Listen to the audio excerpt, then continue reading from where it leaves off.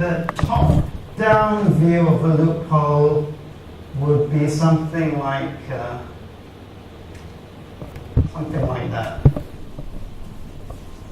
So it's. Anyone know why an embrasure is fashioned like that on a castle wall? So the archers can fire out and they can't be fired upon. Exactly. Very difficult to fire in because it's a very narrow slit, but the archer can move around and fire out. So I'm going to introduce you to two little characters. One is Pauper Pete, penniless, Pauper Pete, powerless. He's outside the castle. And inside the castle is Rich Roger. And yeah, he could have a bow and arrow if he wanted, but he's probably got guys to fire out from. Anyway, he's safe inside the castle, but the loophole means that if Roger wanted to, he could really attack Pete outside. So the environment outside the wall is not safe, but the environment inside the wall is safe. So this provides a nice little analogy for how the rich and powerful build a legal wall to protect their environment, while at the same time allowing them to exploit and despoil the environment outside the wall. And so the law does not act as a barrier for the rich and powerful. Now, I will take you on a journey for what happens outside the wall in an area that, well, Pete lives next to a hill. Let's call it Emerald Hill. It starts off, can you see that? Yeah. Right, Emerald Hill is sacred to Pete's family for generations. Pete's family live at the foot of the hill, and it's an important water catchment area for his family. It's covered by pristine forest. Okay, you have to bear with my artwork. And it is also home to wildlife, including. I'm going to put a bit of a Malaysian focus to this because this is supposed to be about Malaysia, even though we have some. I want to make it as generic as possible so that everyone in UK and in New Zealand will understand. We have a couple of deer. We have sambar deer living on Emerald Hill. Like that. I'll draw a big sambar deer just so you can see what they're like. They're kind of like reindeer.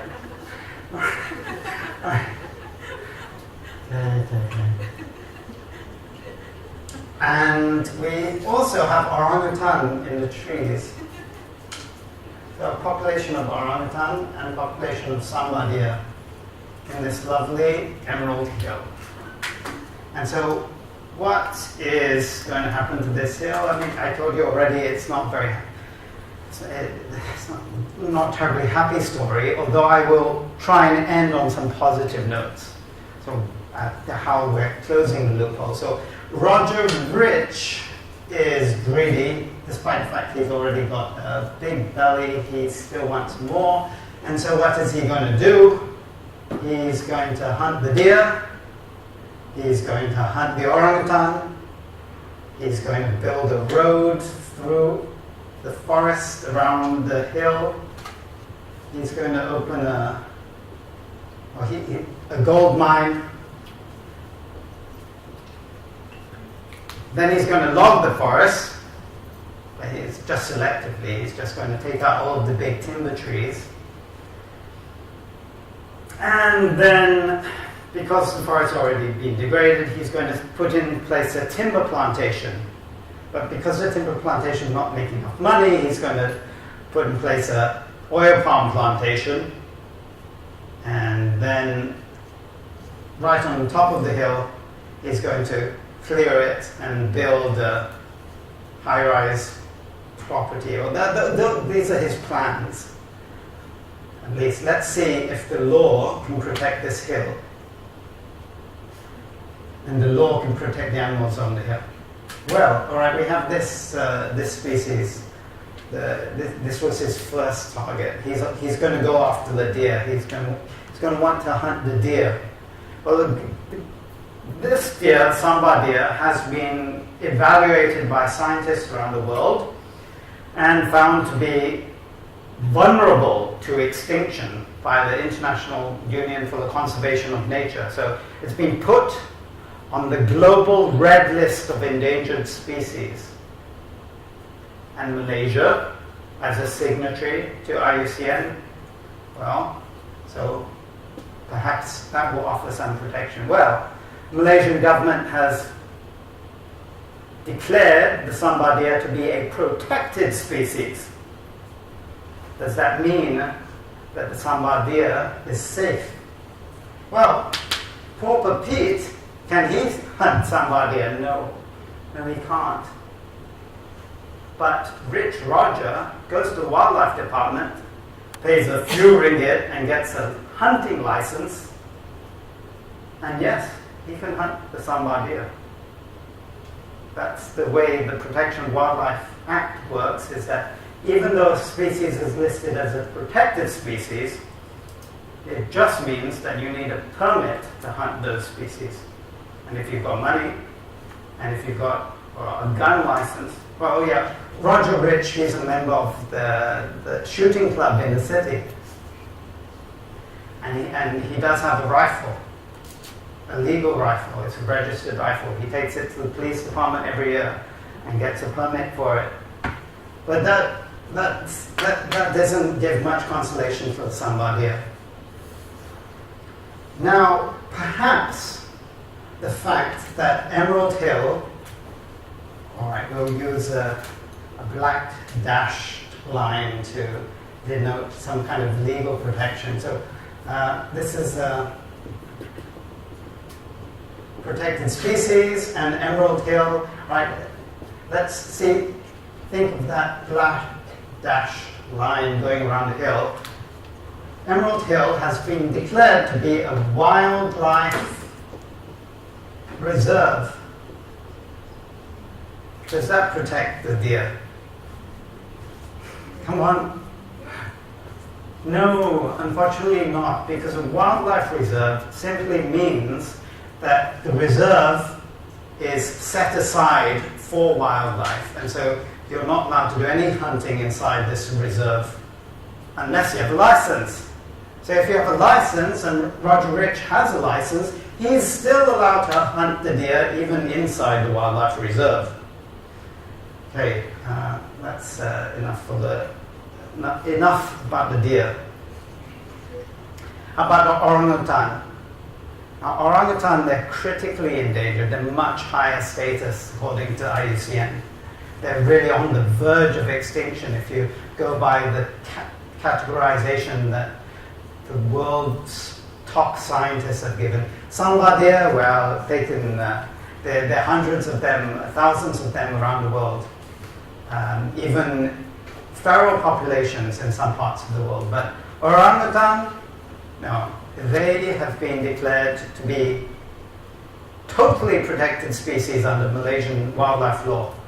So does that mean they're safe? They're totally protected species. All right, you're going to see me throw my orangutan. All right, orangutan, totally protected species according to Malaysian wildlife law. Does that mean they're safe from Roger Rich and his... all right, Roger Rich, he has a zoo in the city, or some kind of a zoo, at least maybe it's not called a zoo, maybe it's called something like a bird park, right, in the city, and he wants to get he wants a new attraction so people will visit that zoo. So he goes to a minister in charge of wildlife and applies for a special permit. Right, I don't know how much he paid for this special permit or what the deal was, but yes, the law provides for a minister to grant a special permit even for totally protected wildlife, such as the orangutan. And so, all right, so one or two of the deer were killed previously, but there's still plenty of orangutan. But so Roger Rich and his henchmen go in and they, I won't exactly say how they do it, but they manage to get a baby orangutan out of the forest. And so forest minus a couple of wildlife, and I'm not sure how many orangutan they were to begin with, but there were certainly a few left after this baby orangutan ended up in Roger Rich's wildlife, what did he call it? Attraction in the city. So they've got a new attraction in the city. But fortunately, the wild population is still there, so the orangutans can carry on breeding in the wild, and the sambar deer, you can tell I'm quite cynical. But anyway, all right, the sambar deer carry on breeding in the wild environment until Roger Rich has a new plan to have. He realizes that the trees are very valuable. There's a timber price goes up, and this is a virgin forest, as I mentioned, and it's full of very big trees, each of which is worth thousands of ringgit, thousands of US dollars as well. So, wildlife reserve, and it's also a permanent forest reserve. And it's also been zoned as a virgin jungle reserve. This is the VJR, zoned as such by the research department, the forestry department, and they wanted to keep it pristine. Does that protect the area from Roger and his ways? Well, actually no, because a wildlife reserve under the wildlife laws, these are the original wildlife laws which were enacted. Well, the reserve was actually created more than 70 years ago. And when the reserve was created, despite the fact what the law says today, but when the reserve was created, it only specifies controls over hunting. It doesn't say anything about vegetation because, that was not the purpose of the wildlife legislation.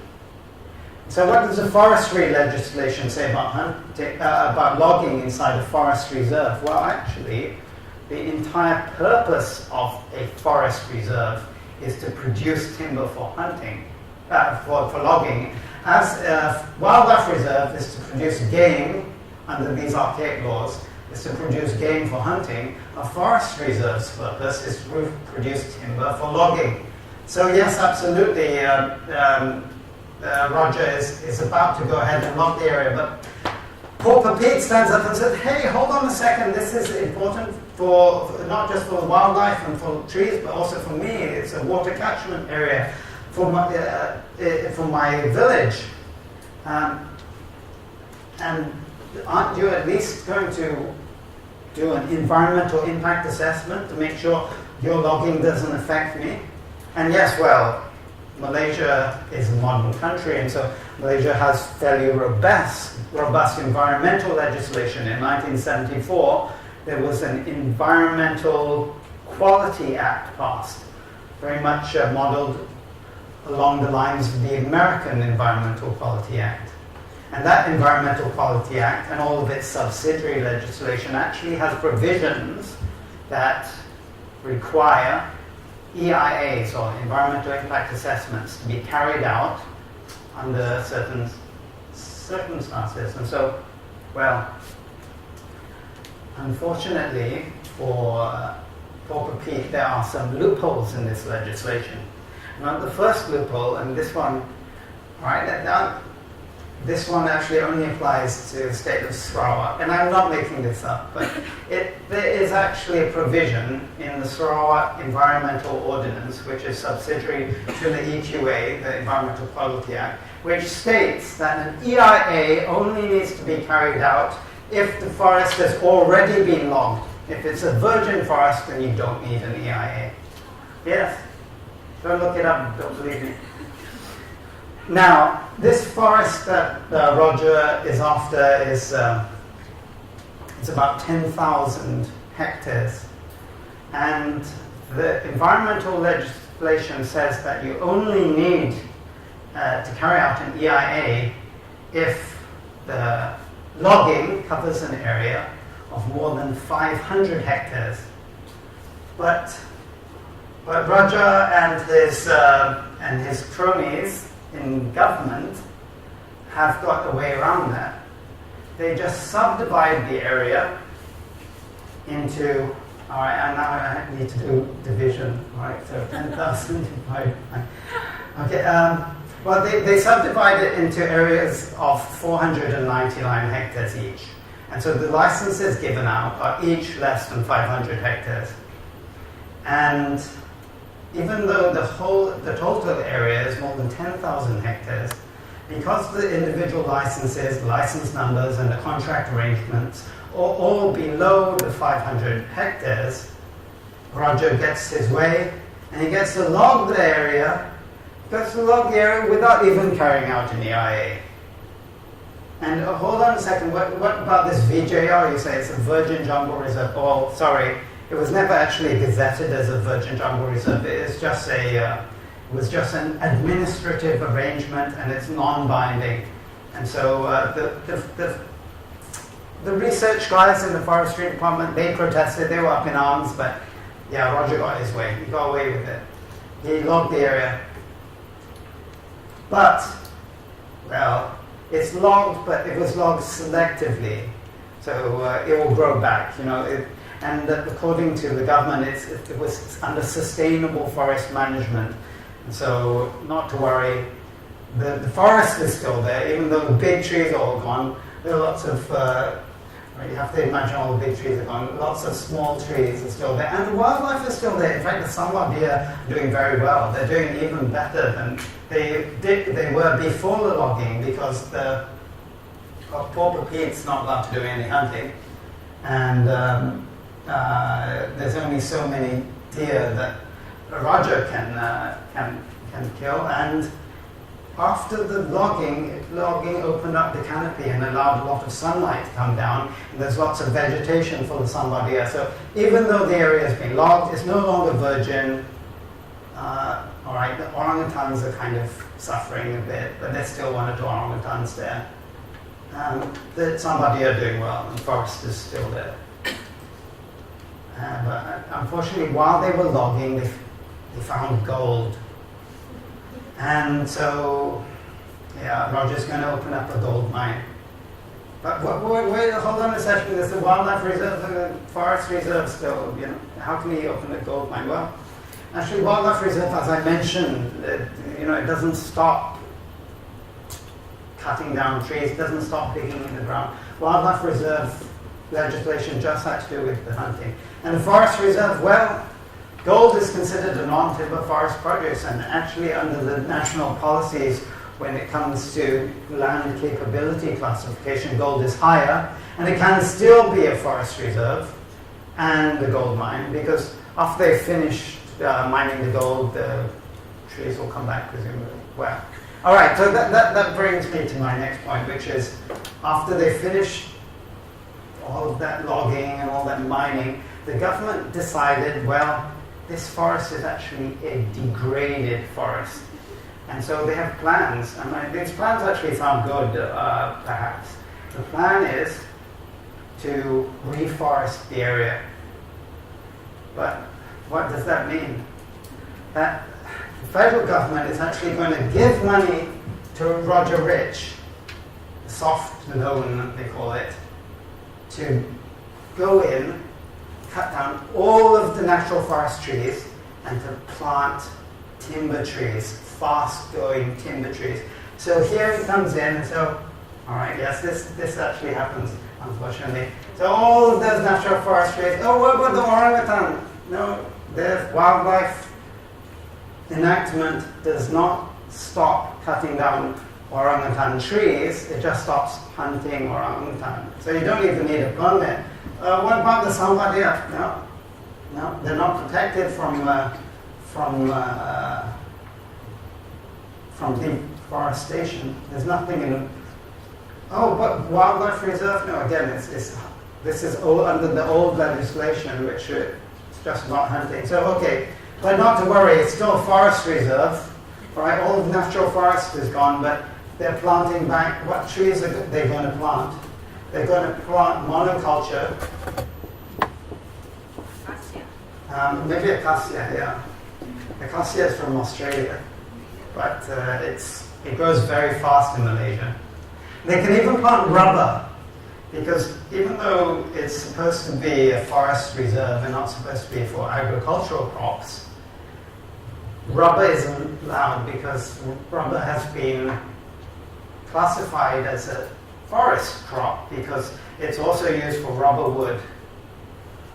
In fact, the Malaysian rubber researchers have developed a strain they call a latex timber clone, which is a rubber tree which has been bred to be fast growing. So not only does it produce latex, but it also produces timber very quickly.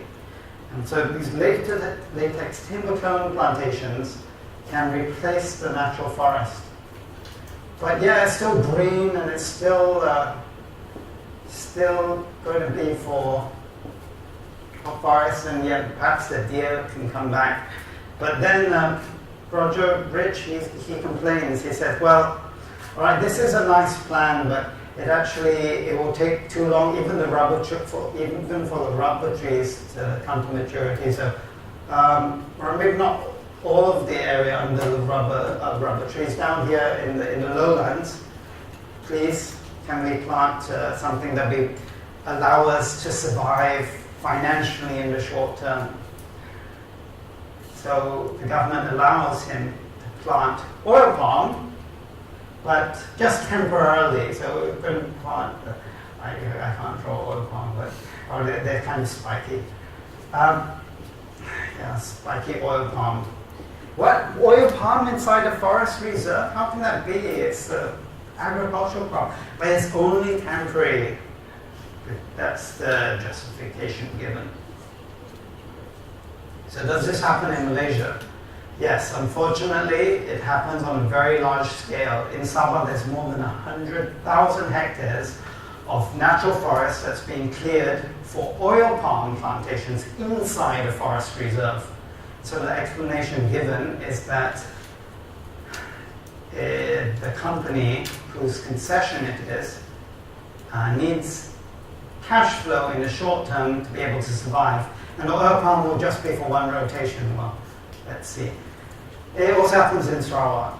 They've been given a right for within 10% of their, the timber tycoons have been given right, 10% of their concession can be set aside for plantations, and of that 10% can be set aside for oil palm.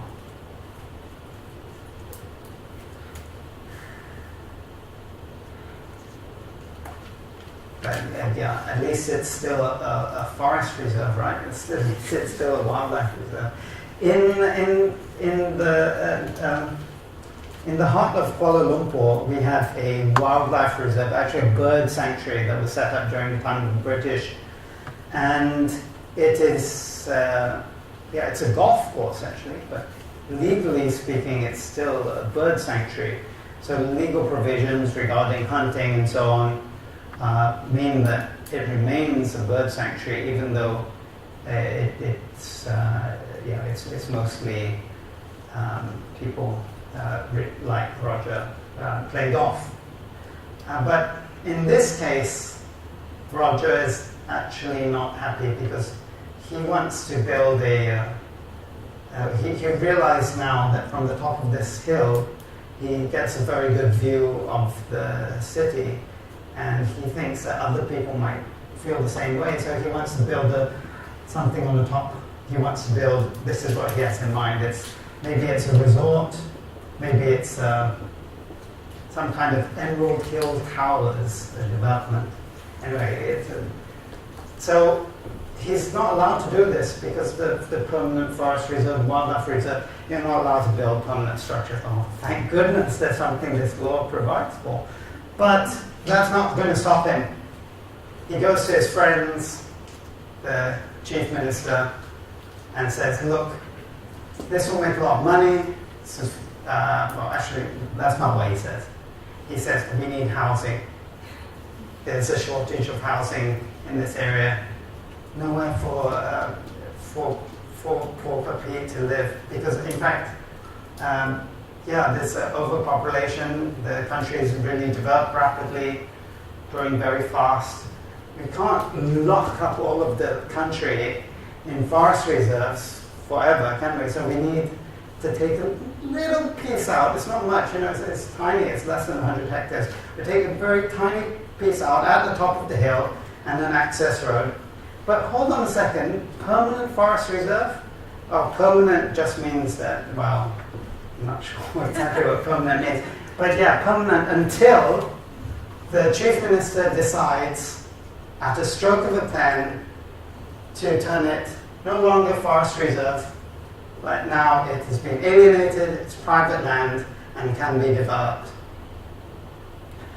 So how does that happen? Well, the chief minister needs to publish a notification in the Gazette, the official government Gazette. And what does that notification say? Well, it says, sorry everyone, this little patch on top of Emerald Hill, it is no longer forest reserve, it is as of such and such a date. That's all he needs to say after the fact, by the way. Oh, there's a policy, there's something that says that, all right, Walker Pete and his NGO friends say, hold on a second, your national forest policy, and in fact the Forestry Act says something about no net loss, meaning if you take any area out, you must replace it. No, it doesn't say must replace. It says should or maybe could, given certain circumstances, if it is in the national interest to replace it, and there is a suitable area available to replace it, then replace it. But there's absolutely no obligation to replace it. There's no legal obligation to replace it. So this is no longer forest reserve. And so the question now is what are they going to build on the top of the hill? People are saying, hold on a second, if you build on top of the hill, not only is my water supply going to be permanently messed up, but you could cause landslides because it's a very steep hill. It's don't you have something about class 3, class 4 slopes? Isn't it far too steep to clear? I mean, it's too steep to log to begin with, isn't it? How can you actually build up there? So the question is, how steep is the area? Well, Emerald Hill itself, how steep it is, because the Forestry Department has guidelines, no logging above 40 degrees in Peninsular Malaysia. Sabah is 25 degrees, except you're allowed helicopter logging. I can't remember exactly, but no clear felling above 15 degrees in Sabah. I mean, that's just a guideline. Peninsular Malaysia doesn't even have that guideline.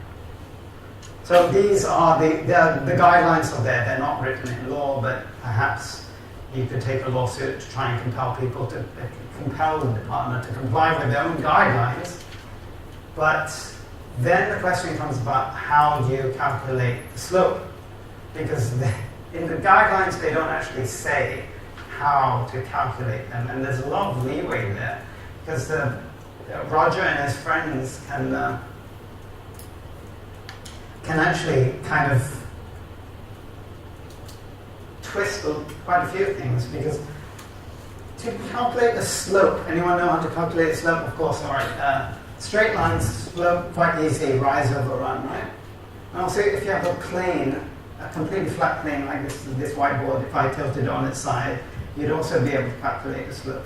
But if you have a curve, an undulating, or even if you have a curve, you have to use calculus. I don't ask me to show you how. But if you can imagine a three-dimensional surface, such as a hill or dome, calculation of slope is certainly not straightforward. This gets a bit technical, but what the approach used by scientists is to create a digital elevation model, which if you can imagine a top-down view of the hill, you'd have these concentric circles, topographical contours, and then you would create a grid, and then for each of the cells in the grid you would give it a height value, and then again you'd use calculus to create an algorithm to determine the average slope of this cell in relation to all of the 8 cells that surround it. But yeah, it's just very technical, and as you can imagine, that hasn't been put in the law books, and even scientists have not agreed on what the standard method for the calculation of the slope to be, because you can use different algorithms depending on what kind of result you're looking at. And the algorithms that you can come up with are the minimum slope for the area, the average slope, the maximum slope, and so you can imagine that you have quite a range, and that's just based on an agreed set of contours. And one of I'm not sure if it's a loophole, but it's definitely a shortcut that consultants use when they want to make an area appear far more flat than it actually is. They will just use a lower resolution map. So they might use a 1 to 100,000 scale map compared to 1 to 50,000 map, and then you end up with a much flatter looking area. All right, that's a bit of a technical aside. So anyway, he said, no, class 4, class 3, it's just a very small part of the hill that's small, that's steep, and we'll protect that part. We're going to be building on the flat part on the top of the hill. And so he gets away, even though the state has this policy, no hill slope development, no steep area development. This is actually also in the national physical plan, it's in the local plan, it's environmentally sensitive area, and all these plans have been vetted. So it's an environmentally sensitive area, but somehow they get away with clearing it, developing it. But, okay, so what are the consequences? So Roger, he sells this plot, and the developer comes along and starts to build the Emerald Hill Tower development, but there's heavy rain and a landslide, and yeah, I try not to smile or laugh about this, but it's because it's in many cases it's true. But the landslide kills 6 members of Roger's family and his friends in the village at the bottom. So this nasty, cheers red for nasty landslide. And so who's liable? Maybe the developer could be held liable, but the government, Roger and his friends, along with some lawyers, very kindly agreed to take the case on pro bono. They take the government to court, and the court finds that the government is actually liable because the government should have known better than to allow this steep area to be developed, and the government was negligent for not making sure that the slope stability was maintained. And yet, the judge finds, even though the government is to blame, they cannot be held liable because there's a clause under the Local Government Act which gives the local government immunity from prosecution. Yeah, so that's kind of the end of the story, and it's a sad story, but it's pretty much sums up what the situation is when it comes to laws. And to get back to what I said at the start, if you've got the goal, you make the rules. Right, so it was not to end on a depressing note. I'll briefly talk about some positive developments in Malaysia, to how we're closing the loopholes and holding people like Roger to account. Now, in 2005, there was a new piece of legislation put in place in the state of Selangor. This legislation was an amendment to the National Forestry Act and created a new provision under the Act that allowed for the creation of a state park forest. It allows for forest reserves to be zoned as state park forests. SPF. And so in the case of Selangor, this was for the creation of what's known as the Selangor State Park, or the Taman Warisan Negeri Selangor, Heritage Park. So that itself wasn't tremendously revolutionary, but what was revolutionary was a provision that went along with the amendment, which said that if it's a state park forest, any area that is going to be excised from that forest, before the state takes the area out of the forest, they need to hold a public inquiry. This is new to the forestry enactment. As I mentioned previously, they only need to inform the public after the fact. So Selangor has since strengthened this provision so that any forest reserve in Selangor, if you want to excise or take any area out, you need to hold a public inquiry beforehand. And to me, this is tremendously important because it allows the public to have a say and at least gives them a chance to oppose the excision before it takes place. So you can't have the kind of, oh, by the way, this area is no longer forest reserve, at least in Selangor. In Sabah, there are also provisions that require forest reserves to go through a process before they're excised. In Sabah, before any forest reserve is excised, it needs to actually go to the state legislative assembly. So all of the state legislators have the chance to consider the proposal before it goes ahead. So again, there's a degree of accountability, a degree of transparency there.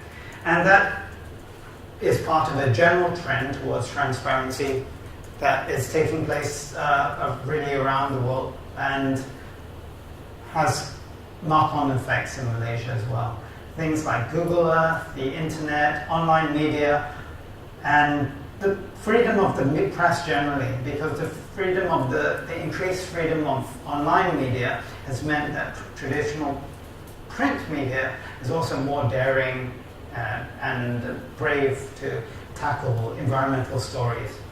And so, while not all of the loopholes by any means have been closed, through social media and general internet, the public is becoming increasingly aware of what the loopholes are, and they are increasingly holding the decision makers and rich people to account. So that's my positive take on things. And to end, I've got a little poem which kind of encapsulates everything. It's quite an old poem. I can see if I can remember it. The law locks up the man or woman who steals a goose from off the common, but lets the greater villain loose who steals the common from the goose. Thank you.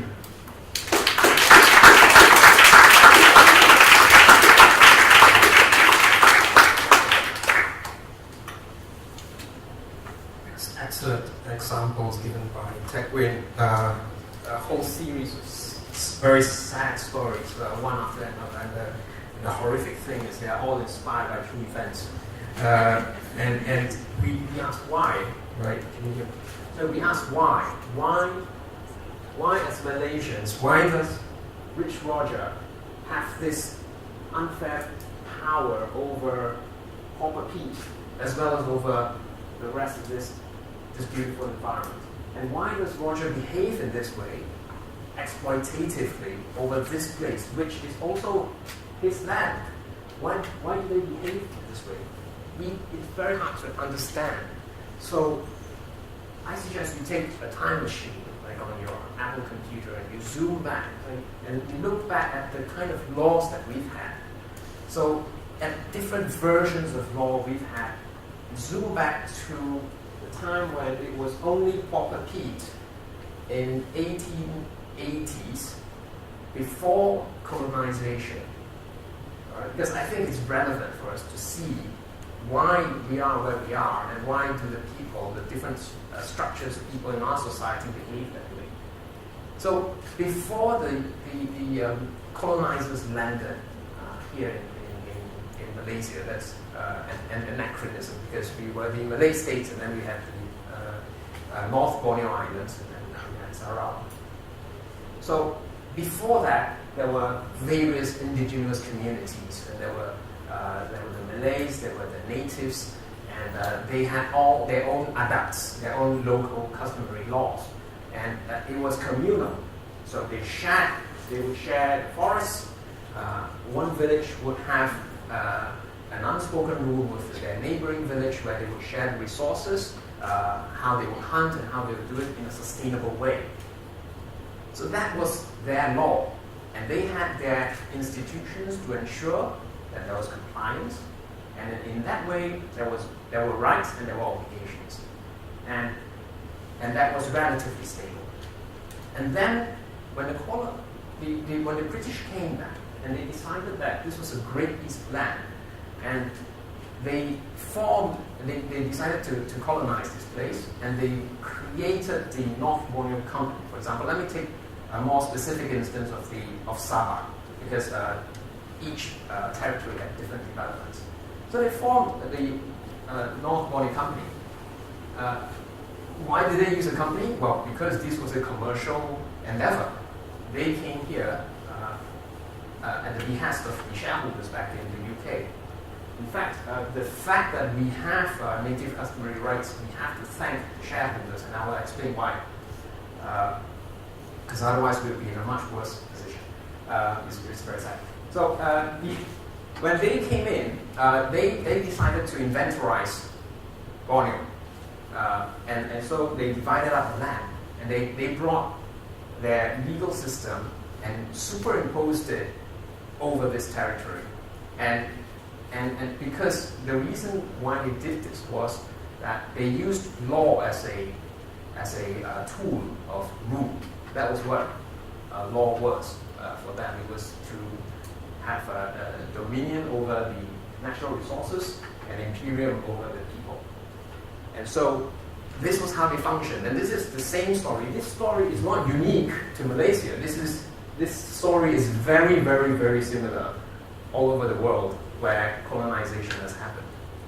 And what had happened is they could come in and they would study the local area, and they would then make they would curate knowledge about this place, and then they would superimpose and pick and choose what suited the interests of their shareholders back home, and they would then come up with, this is the new law now. But they would say that, but to appease the shareholders back home, they would say, okay, our objective is to maximize revenue from our activities here while recognizing the rights of the indigenous peoples. So we would sort out. So we first declare all this land as state land, but then if you have native customary rights, claims to land, come and complain to us and we'll sort that with you. All right? So that was the arrangement. And, well, by the time the British left, they had not sought out this issue of native customary, infringement on native customary lands, unfortunately. And so there was a legacy of this dispute. So the post-independence, Malaysian government came in. Unfortunately, we adopted the same laws that were in place. And what happened then was when the new people came in, they stepped into the system, they stepped into the shoes of the colonizers. So there's a perpetuation, as we have seen acutely in Sabah and Sarawak, where democracy is much worse than what we have in the peninsula. Is you have a democratically elected government behaving very much like a colonizing governing state, where they decide, and where power is very centralized, and they decide how to use these resources and how to deal with the people who stood in the way of development. And so that was how we got here. The Sabah Land Ordinance, for example, has gone through very little amendments since independence, And so the tool is used in the same way. Although on within the land ordinance you have official recognition of a communal ownership of forest lands, but the problem is that at the implementation level, it is not being done at the land office. It is not being done by the district officer, and so it is the enforcement, the implementation, which is a serious problem.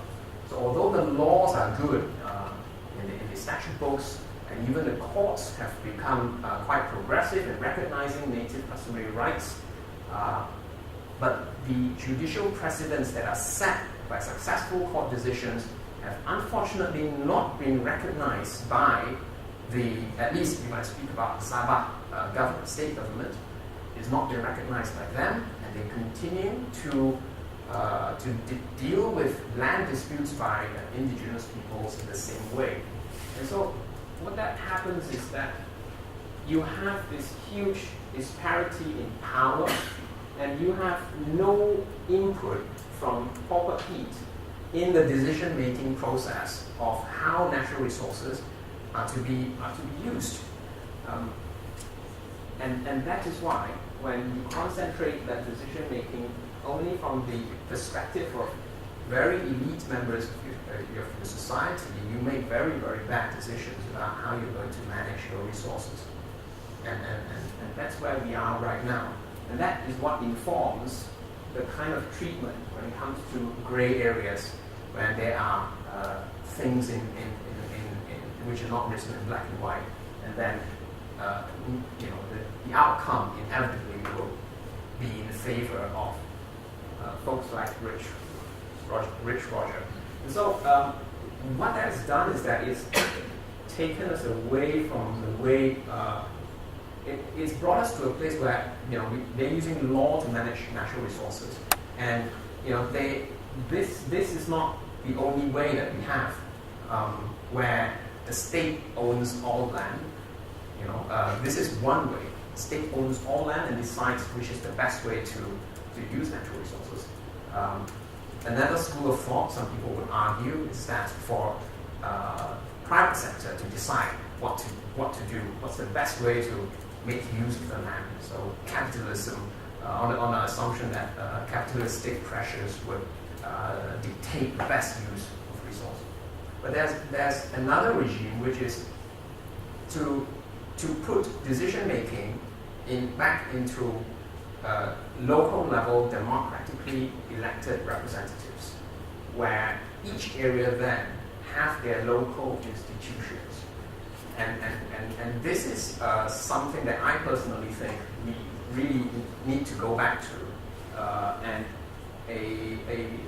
an example that we can follow is that in India, a country that has suffered from colonization as us, they have in 2005 incorporated the Forest Rights Act, where they have basically shifted the power from the forestry department back into the local villages. And that has been a very, very encouraging development, where then the local institutions, which is their kampongs and how they function, and where they have the village heads, instead of a centrally chosen person that dictates how things work, they have a locally elected decision-making village level body, and they return the powers relating to conservation and use of natural resources back into these old institutions that they empower. So that's an encouraging development. Of course, implementation-wise, they are facing huge problems, but that's the kind of resistance you would expect. Likewise, if this were to happen in Malaysia, but I would think that is the kind of direction we need to go, because clearly Roger and friends are not making good decisions in how to use or preserve our natural resources. So yeah, but I hope that gave a little bit of context into where we are now. Yeah, I'll save the rest of the Q&As. Thank you very much.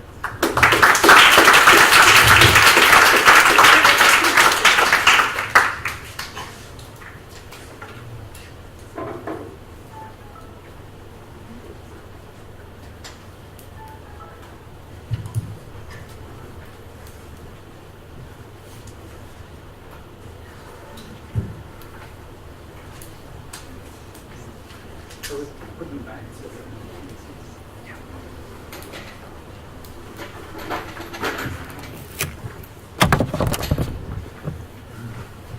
Okay, so thank you very much both Edwin and JL for this very interesting introduction to the loopholes in Malaysian environmental law. So then just for the floor we'll have a little discussion and then we'll open it for questions to the floor. So I'm not an expert in law and I know much now about how the details of the law in Malaysia. So then a very simple question from the layman is, so if there are things that are wrong, that the law intends to do something, but because it was not properly formulated in its time, or because the context has changed, or because there were things that were not considered at the time, and then that leads, for example, to the rubber being considered a forest tree, which it is not the case here. What does it take to change the law to amend these things? So if we identify rubber should not be classified as a forest tree, should be considered as a plantation, as a monoculture. What is the process, and how does it happen, and what it takes to do that? All right, I'd like to. It's a good question. The one parallel answer that I can think of is under the Wildlife Act. The Wildlife Act has been amended several times. The latest amendment was in 2010 when they came up with a new act. They call it the Conservation of Wildlife Act. And they included a whole bunch of species which they hadn't included previously, such as reptiles. They even included invertebrates like spiders. And that was together with the involvement of civil society. I know there are a lot of people from WWF and Traffic here today, and you guys were certainly at the forefront when it came to amending the Wildlife Act. And this kind of civil society engagement is certainly the way to go into addressing some of the loopholes. Of course, many loopholes still exist, and I forgot to mention some more specific ones, but the Wildlife Act mentions species by name, and if a new species or rare species is out there, it often is not covered. For example, the trapdoor spider, Lephistes mylan, which is quite widespread, it's on the act. But one that's very rare and endangered, the Lephistes batuensis, only found in Batu Caves and one at the cave in Selangor, it's just not on the act. And similarly, if there was, hypothetically, if taxonomists decided to elevate the status of the Malayan tiger to a species level, that it would be Panthera jacksonii, and then it would not be covered, it would not be protected under the act. And so there are these problems, and so the act needs to be continually revised. Some of these problems have been identified, and I hear them again and again. So then, why there is no change? Is it the lack of political will, or is there no? Well, I hope the main thrust of my talk was quite clear, is that these loopholes are not there by accident. They're actually designed to allow the powers that be the flexibility to get away with what they've always been wanting to do in terms of exploiting resources. Yeah, so a lot relies on, so if you specifically on your question on how do we have these acts amended or new law coming in place, you need political will, because that can only happen, you need political will for that to happen in Parliament. So if there's a will, you will have the amended Sedition Act, for example. If there's a will, you will have quota. They will sit and will drive through the legislation if they feel that there's a need. As Teck has pointed out, these gaps that we have are not by accident. And so much of the improvement that we've had is through pressure from civil society. And also, if we are to have any progress in this, it's also a lot dependent on the independence and integrity of the other institutions of government, for example, like the judiciary and the prosecution, where we need them to be to know the laws and to implement the laws. So I think after the amendments to the Wildlife Act, there was a maybe it's not fair for me to say sporadic interest. I mean, there was a spark of interest from the judiciary, where the former Chief Justice was pretty upset that people smuggling tiger parts were punished lighter than a person smuggling tiger beer, for example. So the judge was very upset with that outcome, and so he took it upon himself to have specific training for judges so that they are more aware about the impacts of poaching, what do snares do to wildlife, and how that affects the ecosystem, and I think that was a welcome kind of progress, and that led towards the creation of the environmental courts. Well, no, that was sort of like the context where we had environmental courts, but we were the last ASEAN country to have it, so we needed to have it anyway. So, yeah. And then, so talking, you're talking about kind of decentralizing and giving power to local communities and being able to be more involved in decision making. But at the same time, I guess we're living in a time in which the environmental impacts have very big scale, things like climate change or pollution. So then, if we have people in Sumatra or Riau to decide what to do with the land, how can people in KL or in Singapore, influence what they're doing? So then, how would you do this? Having a multi-level kind of decision-making process, or what is your view on this? That's a very, very difficult question. And I think, yes, with the advent of ecological the crisis presented by climate change, biological diversity loss, this gives more ammunition to, more argument in favor of centralized governance, where it's so complicated. We know best, and we think this is how this area should be developed in this way or that way, and that's very disempowering. But given the legal system, or rather the shortcomings of the legal system that we have, I would definitely say that we need more democracy. So the Indian Forest Rights Act that I mentioned, it's actually quite crazy. What they had was they actually allow, they actually gave the development rights to the local councils, to the local villages. So they can actually veto, say, for example, if you take a literal reading of the act, they can actually veto a mining corporation coming in. So, well, that would be crazy. Yeah. I think I read that Narendra Modi's government is planning to revise this policy because of the difficulties to make large-scale developments, because it's very difficult to get agreement from all the local stakeholders when it comes to giving rights for make a road or to do something. So, yeah. But I think rightly so, because in the first place, these projects should not be done nilly-willy. They need to be considered from all levels. Okay, we'll open now to the floor, and then we'll start with questions from the UK. So we'll take several questions at once. When you make the question, you take 3 questions. Please identify yourself, and then wait for the microphone to come. Okay? When just raise your hand and then wait. So we'll start with the UK. Very related to what you guys have been discussing before. So the question is, where is the pressure coming from to close the loopholes? Specifically, is it from inside or outside the country? Is it NGOs, citizens, or foreign governments?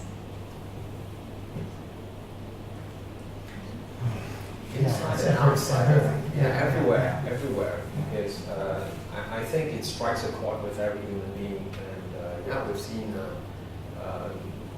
global witness doing an expose on the Thai government, for example, with money from the Bruno Answer Fund.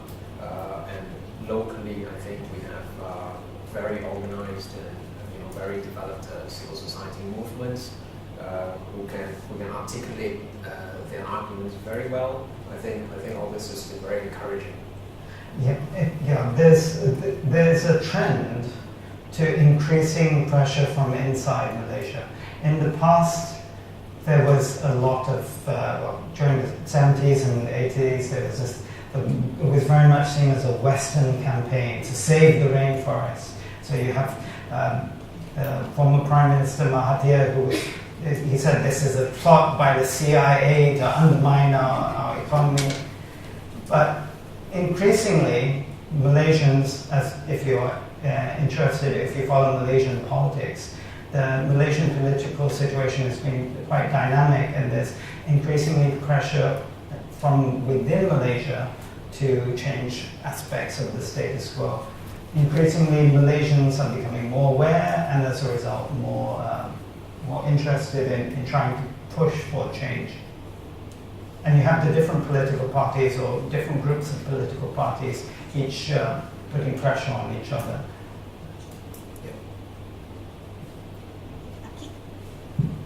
Akila from New Zealand says, I agree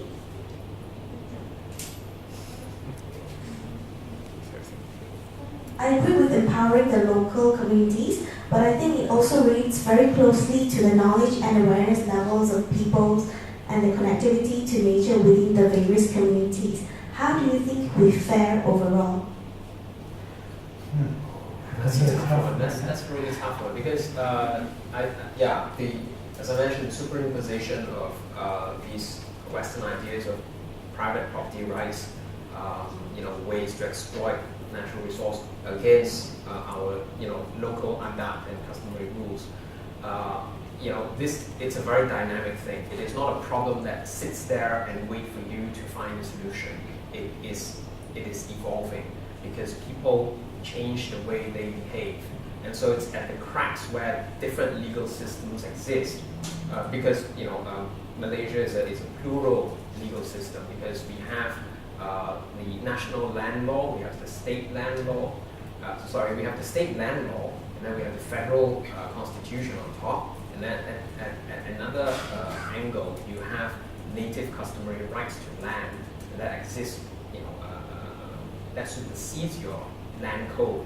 And so, where you have different legal systems, people take advantage. There are gaps in between, much like the earlier drawing, where you have these big rocks and just little exits all over, and people find their way in this, and so people will find their way to take advantage of natural resources in these cracks where the different systems exist. Well, hi Akil, I wish I could see you, but it's a very good question and tough to answer. I'm all in favor of decentralization, and the Malaysian system is interesting because as how do you say your name? As Jaya mentioned, Malaysia has these different levels, and on one hand, a lot of the pressure from NGOs is channeled at federal level, and so there's a lot of pressure on the federal government to manage resources responsibly. And there's also a lot more scrutiny at the federal level. The national press will put far more attention on the federal governance systems. And so from that respect, the states get away with a lot more. And their governance structures are weaker at the state level. And similarly, on the village level, there's hardly any awareness and hardly any control. But this is partially due to the fact that there's very little empowerment on the village level. And the village tends to wipe its hands of wildlife issues and push all of that responsibility to the federal level. And as a result, governance of wildlife matters on the grassroots level is actually rather poor. But I would argue that it's due to the fact that there has been so little empowerment and there's no sense of ownership, and therefore it's not surprising that there's poor governance on a local level. Yeah, I think this is a very, very relevant topic, the governance and the different levels, the federal and state level governance, and we are planning to have an event later in the year to discuss these issues, so that we will advertise. I know much better than you on this area, but I feel as a foreigner when I hear the policy in Malaysia, I feel the need of more central power. I mean, I feel that the problem with the states that what you get is that it's difficult to implement a good policy. You might have a great policy that is agreed in a room with the people who agree, so that makes sense. But then state by state they can decide to opt out, and then that makes difficulty to make a general policy. But instead, of course, we need to empower people, and it's a difficult one, and I think requires a further discussion. So then we'll open questions to the floor. So just wait for the microphone to come, identify yourself, and then we start here with the press, and then Ruben, and that's it. We'll start with this. Hello, good evening, gentlemen. My question is related to the first one earlier about pressure from civil society to cover loopholes in laws. Could either of you give an example of an NGO trying to do something about this? That's it. Thank you. And, so I'm sorry. And what was the result of this? An NGO. Thank you. Okay, second question there.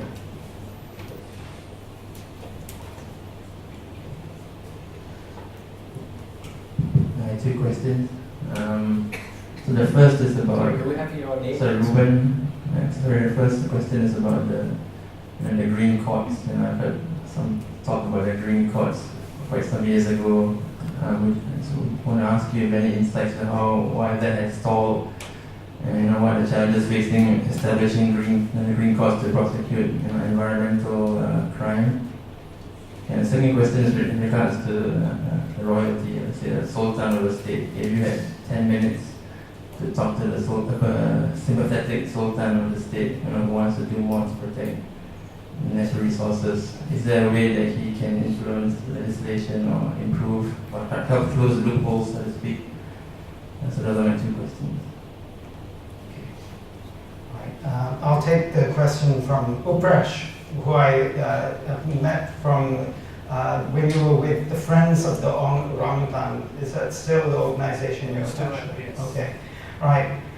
I'm not sure if you heard my answer to the first question from Ahimsa, but I did mention that WWF and Traffic and also Malaysian Nature Society worked with the government to amend the Protection of Wildlife Act. But I also wanted to mention Friends of the Orangutan as one of the groups which is taking advantage of social media to really make a change. And there's this a good case of a petition for the transfer of Katarina, an orangutan which in a miserable situation in a zoo in Taiping.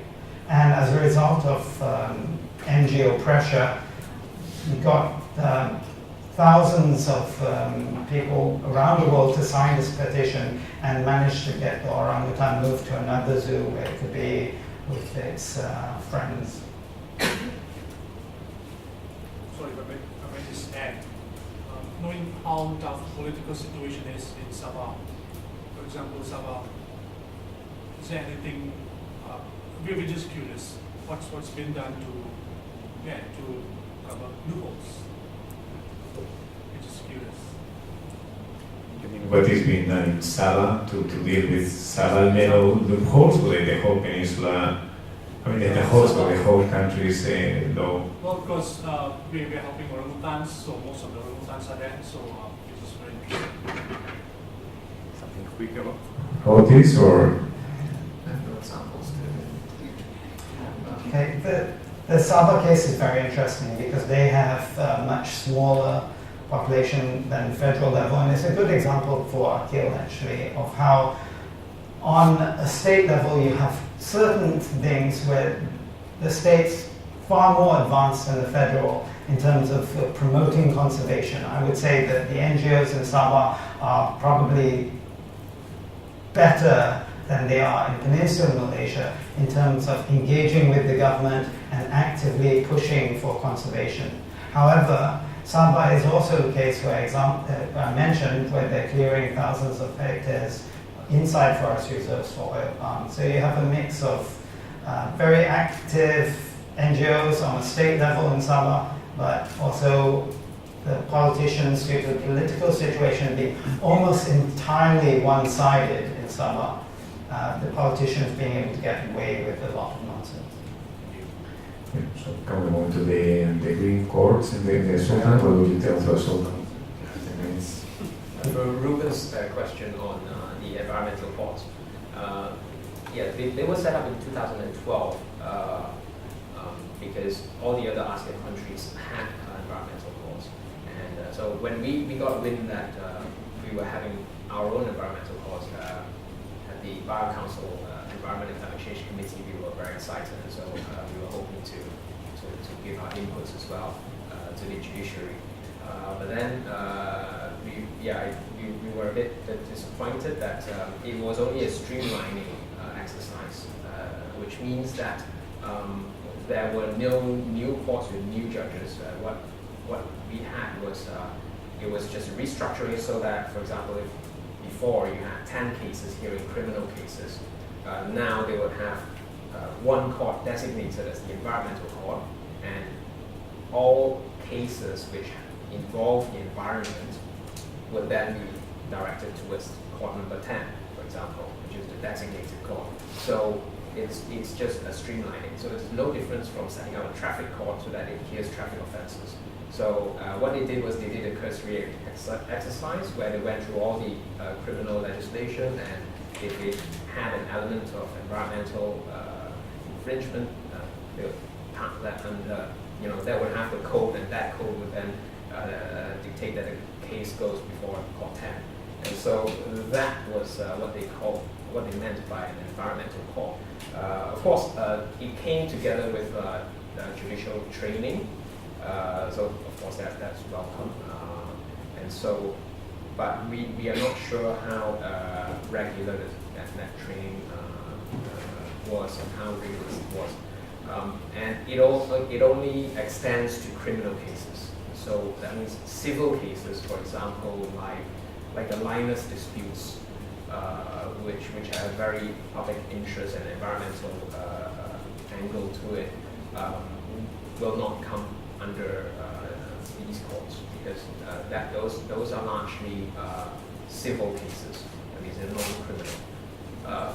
Right now, with the present Chief Justice, there is appetite for setting up a civil environmental court, but it looks like still a long way away. But I guess that's a silver lining, and we hopefully will get there. I'm so glad Jiao Yun answered that question, because I had no idea about that. But your second question, Ruben, about meeting with the member of the royal family is interesting, and I do have some personal experience there. But before I say what I would say, I'll point out, for the benefit of the viewers who don't know much about Malaysia, is that Malaysia is divided, it's a federation, and most of the states in Peninsular Malaysia are ruled by royal family. So each of the states has its own royal family. And a very important source of revenue for the state is natural resources. The federal government takes petrol, federal government gets income from the tax of income tax, but all of the income from logging and mining, such as gold mining in my example earlier, goes to the state. And traditionally, the royal family, the Sultan, every year is given a certain amount of area of forest to log. And so the Sultan is given a license rights, not just the Sultan, but also the Crown Prince, and also the Tunku Muda, who's the second in line. So not just the state benefits, but the royal family also benefits directly from the exploitation of natural resources. And in some of the large states in Peninsula Malaysia, the royal family is also very closely linked to mining, such as gold mining and other mining interests.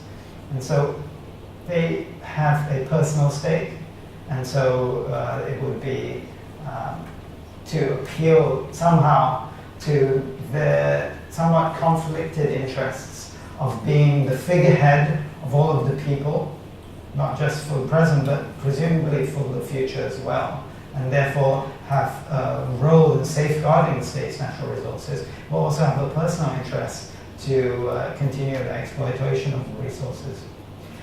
A while back, I did have the honor to meet with a member of the royal family, and this was a rather progressive individual who I hoped would be someone who I would be able to convince to use his influence to get the government to change certain policies.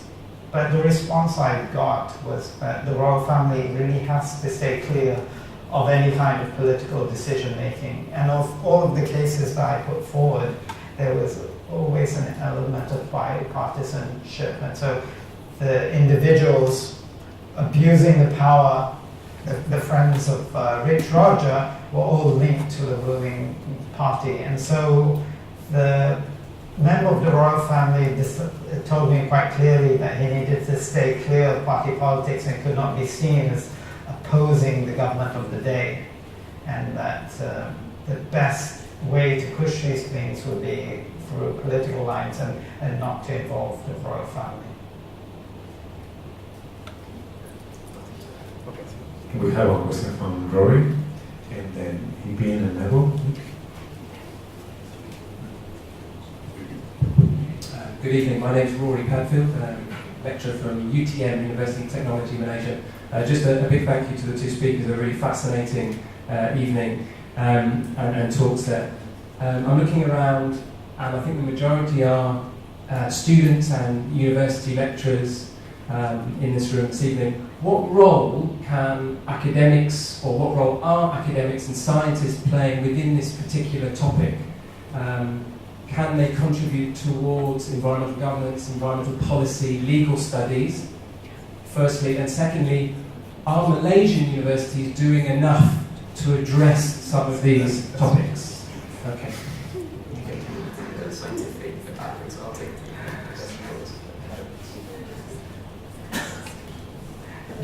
Hello. Hi, I'm Ethan from Nottingham University.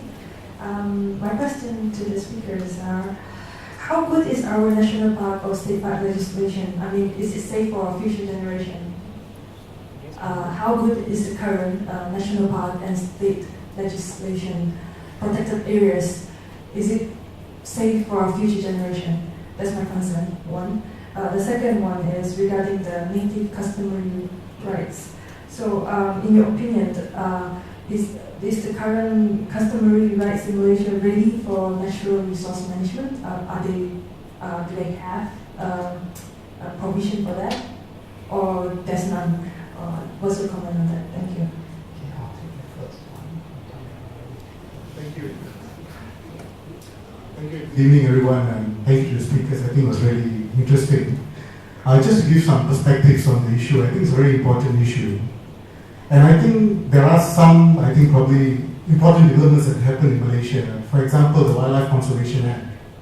It went through a very unprecedented way of drafting where even at the stage of Blue Bill, Malaysia is a parliamentarian kind of where laws were passed by parliament. Even at the stage of Blue Bill, we had NGOs making amendments to the bill. So it was very unprecedented. I think lawyers in the room will know how AG Chambers guards their documents which have already been classified as secret. So that's very good development, where I think there are a lot of science guiding that law, the new law. And in that new law, if I'm not mistaken, in section 49, it clearly says all wildlife reserves, there's no extraction of timber, no damage to ecological, you can't do any ecological damage and you can't hunt. Alright? But there is a problem to that section because it's precedented by another section 47, which says that states may alienate land which are wildlife reserves. So there's a may with the consultation of the ministers. So it's a very weak clause there. So although if 49 seems very strong, it gets weaker. So I think these things needs to be probably amended, but it's really tough because for viewers who are not common to Malaysia, Malaysia inherited a constitution which gives total right over forests to the states, and wildlife is in a concurrent kind of list. But maybe just to keep the story short, I think now the Ministry of Environment is trying to draft a new bill called Access to Biological Resources and Benefit Sharing. That's going to be a very interesting piece of legislation when it goes to Parliament. It's in a very advanced stage. It gives total rights to indigenous and local communities who are custodian of biological resources.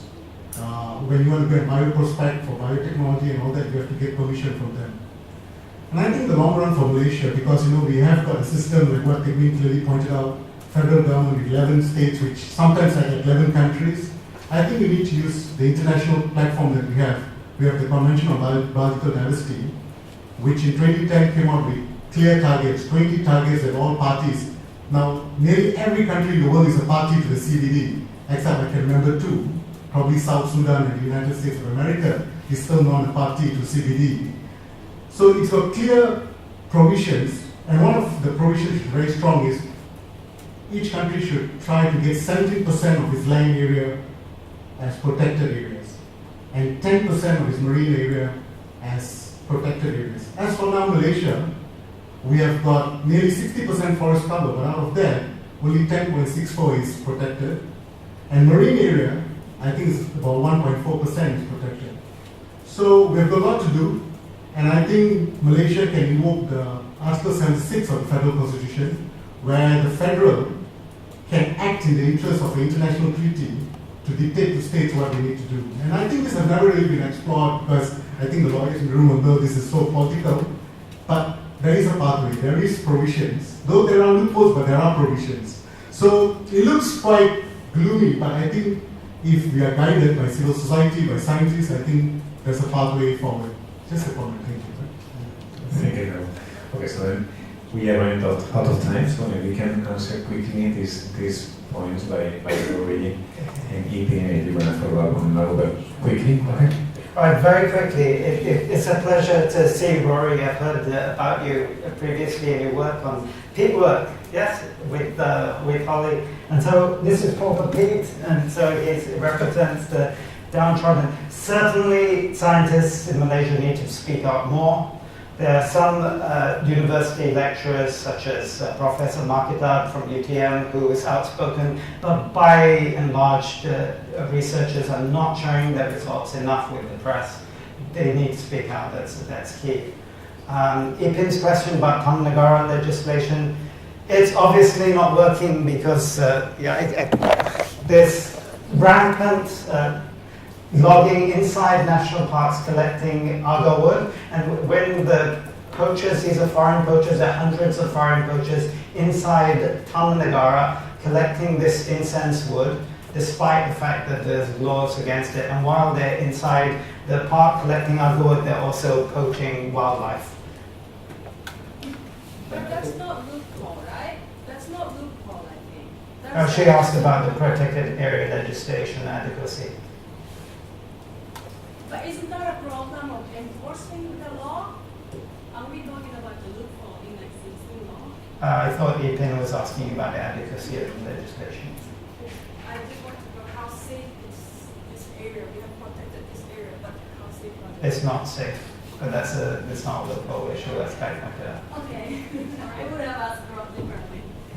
So Rory's question about what academics can do, I think legal academics in Malaysia should teach law in a contextual way. So as a lawyer, I was trained in a way to think of private property rights as the most natural thing in the world. It's very ironic that I had to go to the UK to study and realize that it's all this, it wasn't like this, and to come and to realize the effects of colonialism on law and legal system.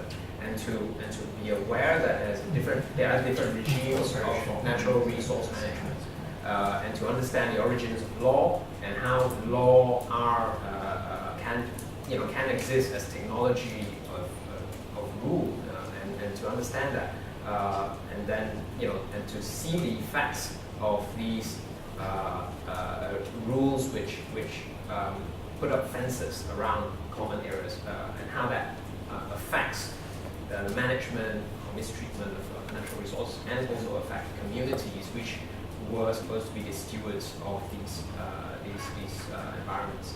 So I think there's a huge role to be played. I think that contextual teaching really should happen. I think it's a vacuum at the moment as far as I'm concerned. So there's a big role to play. There's a question on the native customary rights. Are they ready at the moment? No. Because of the disempowerment that they've been subjected to, with our Orang Asal and Orang Asli communities have been severely affected. Traditions are being eroded every day. Stories are no longer being carried on to generations, and they are learning new customs, new rules for survival. If you were to say, okay, tomorrow we return the land to you, very often the natural response would be, okay, I'm going to sell it and make some money. So it's a process. It's a process where they need to be empowered to regain their identity, for the rest of us to appreciate the historical injustices, to recognize and to support their heritage, and for everyone to agree that it is important that they, if they wish to maintain their heritage and their lifestyles and their beliefs, etc., and have that role in management of natural resources. It's a long way to go, no doubt. Yeah, I can help but feel that it's I mean, we probably all agree on that wish in seeing the indigenous communities more empowered and keeping using their many of the traditional values. But I can help to think that they we live in a Anthropocene in a time with the new things. So it is a new scale in this room where people from many origins, we get to see each other, we are dressed similar, we use similar tools, we have very similar lifestyle. And it's going to be a conversion process in the next decade. So I think it's very difficult to stop these things, and indigenous communities that will be, also changing the traditions. It's very difficult that some of them might choose to have a relatively sustainable approach to the natural resources management, but many will not. So it's a difficult one, but I think it's a different discussion. So I think Teck wants to do some follow-up on the Tamanegara issue, and then yeah, all right. Well, it ties in nicely with the prize giving for the loophole competition. And so the loophole connected with Tamanegara is the fact that after all of these, this agarwood is illegally harvested, it's allowed to be sold openly 5 minutes walk from here in Bukit Bintang. If you go to Bukit Bintang, you will see them burning this stuff. And the law, I talked to the forestry department about it, and they said, oh, it's just perfume, it's not covered by our act. There you go. Anyway, yeah, on the way out, don't forget to grab some, and you can burn it, see what it smells like, or just go to Bukit Bintang. Thank you very much. So, we will conclude here. Even we can take more questions, or there will be no answer. Anyone who has any burning question that want to keep an answer? Anything else? Okay, we have a question. Kai, yes? So I'm going to ask the same question differently. So does that existing law, if it's fully enforced, does it help national parks such as Tamanegara? Okay, no answer to this. We'll follow up with the refreshments. Thank you for the question. So I just wanted to do a few announcements. As I said, next month we have John Turbo on the 16th. So then please do come, you will enjoy. Then in July and August there will be no event. We'll take a little break. And then we'll resume in September. We have a number of things in the pipeline. So then we'll have a half-day session on the federal and state government issues. So then I welcome to come and engage. This will be very much a discussion about how we can move forward. As you see, it comes again and again in every session we have about Malaysia. Then we one about the public health and green space in the city. And there will be something about the the sustainability or the new sustainable policies in the oil palm industry. So then, if you have anything that you would like to bring into the agenda, please talk to us, talk to Pravina. You can contact her. And thank you very much for coming. I think we'll just finish with some exchange of presents. We can make the kaharu and then the speakers can get something. So thank you very much for the very interesting session. Thanks a lot.